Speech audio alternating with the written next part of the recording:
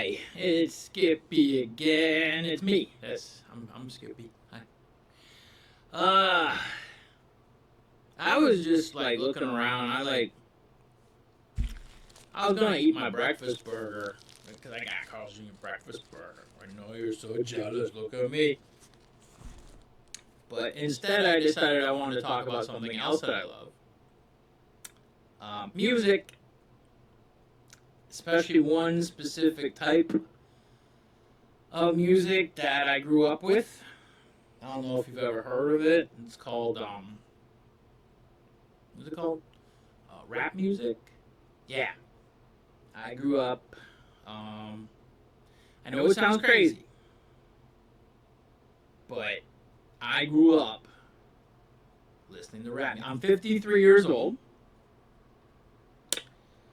I grew up in the suburbs of Pittsburgh, Pennsylvania. Had an incredible childhood. I first fell in love with rap music, hip hop, whatever you want to call it. There's a kid named Greg, and he had this album by these guys called Run DMC. And I heard the song Suck at MCs, and I was mesmerized.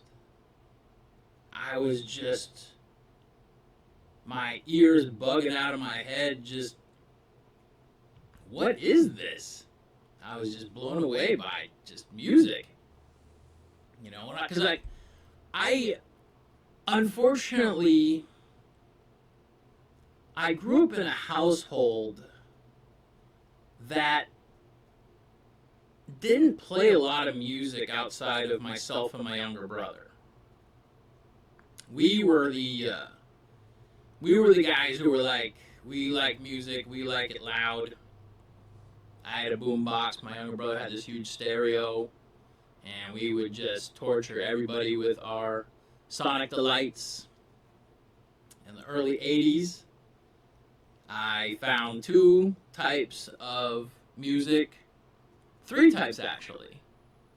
I found three types. Well, 70s I found jazz. I didn't know what it was called. It was just the music I heard when I was at the barbershop that I fell in love with. The only time I ever got to hear it was at the barbershop. Because my parents, all they listened to was oldies. That's the stuff they grew up listening to. So that's what we were tortured listening. Oh, God.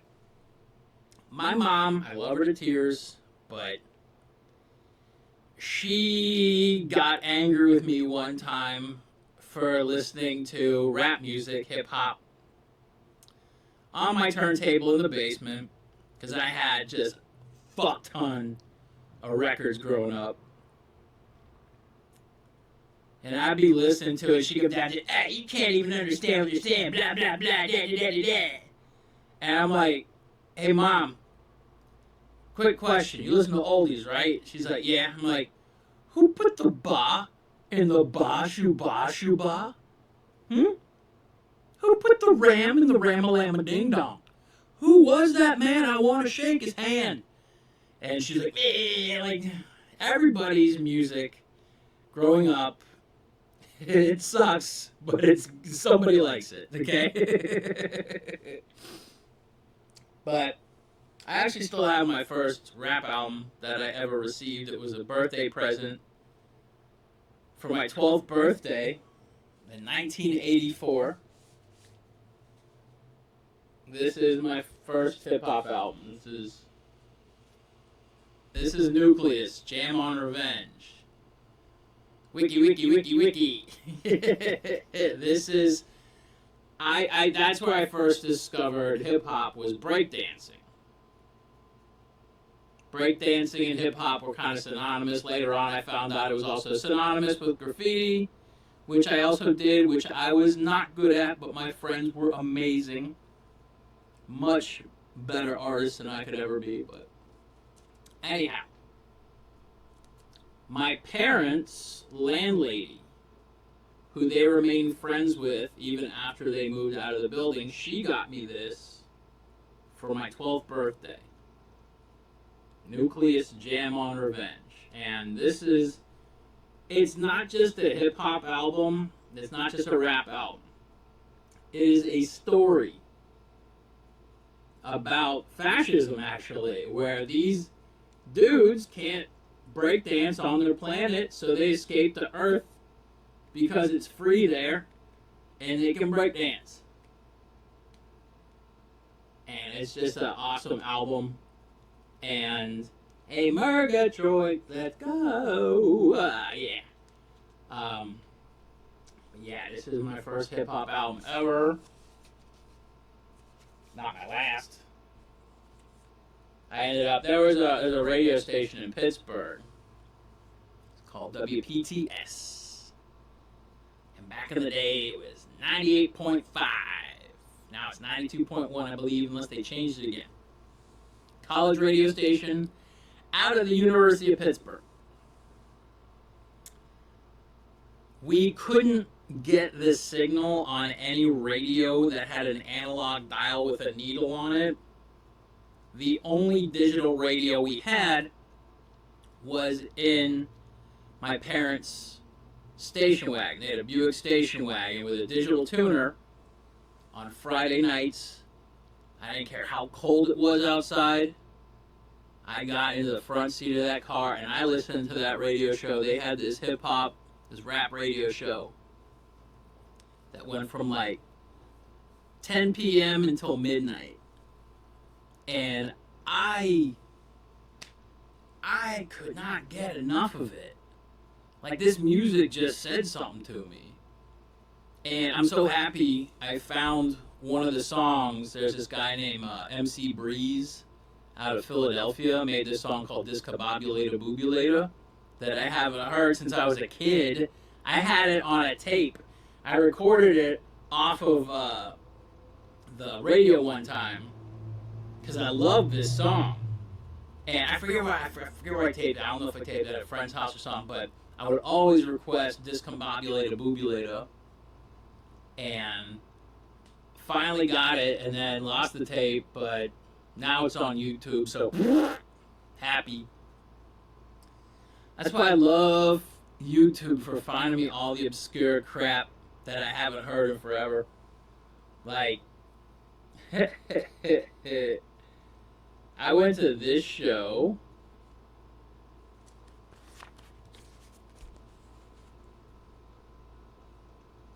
Hip Hop Rap Tour 88, Schoolie D and Ice-T. That was epic. I went to the 7:30 show, I believe, or the 7 p.m. show, because I wasn't old enough to be at the over 21 show. I've had this flyer forever, as you can see. I still listen to Ice-T, I still listen to Schoolie D.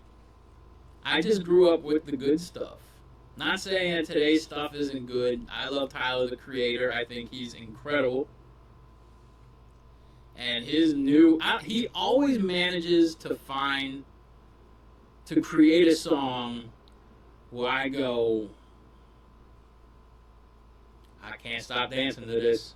This shit's good. Yeah, it's... Stop Playing With Me Right Now is just hard. That's a damn good jam. But Ice-T, Schoolie D. I rock Schoolie D hard. I love that he was on Aqua Teen Hunger Force. I've never seen Ice-T act outside of the Breaking movies, to be quite honest. I don't watch TV. I don't own a TV. I'm free from TV. TV don't own my life. I pay $0 for streaming services. $0, because life is all the entertainment I need. If I need to be entertained, I go for a walk. But I could watch someone else live their life on TV. Or I could just go for a walk and live my life in reality. But anyhow. Like,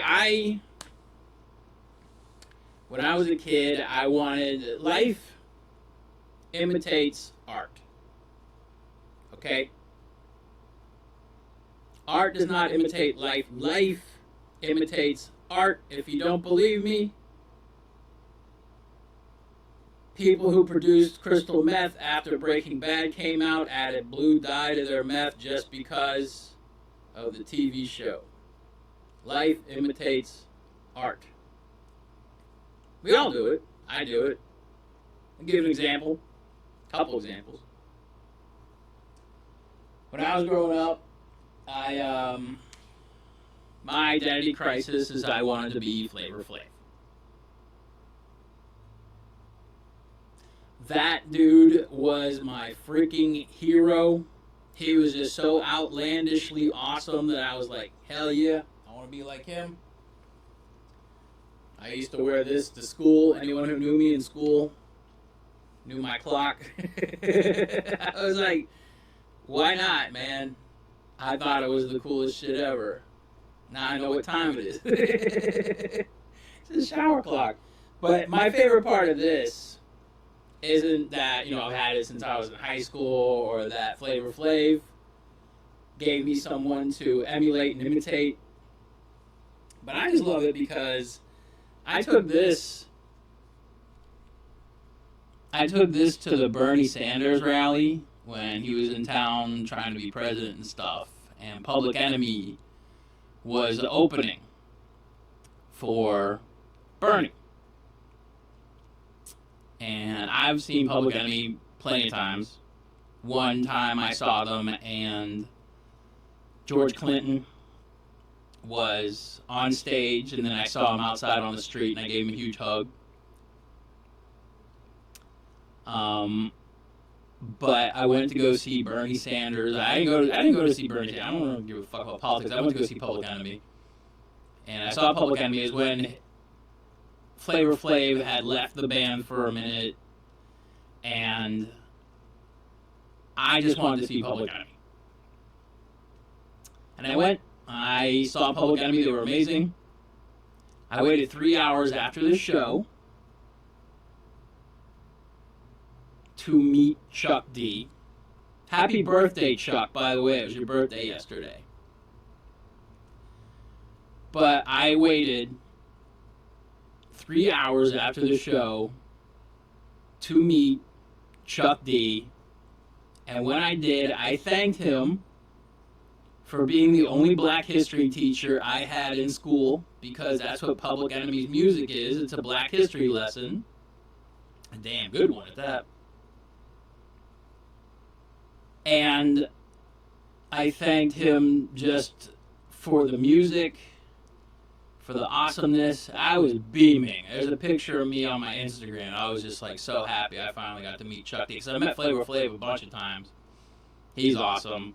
But to meet Chuck D, that was incredible. And my favorite part, as you can see, there's a scribble on here. That is Chuck D's signature. This is how awesome Chuck D is. I asked him for his autograph. He gave it to me. And he goes, I'll leave some space in case Flavor wants to sign. I was like, you are just... Thank you. Thank you, Chuck D. And because of Flavor Flav, I used to wear troop jackets. I don't know if you know what a troop jacket is. This is the original Woo wear. This is my troop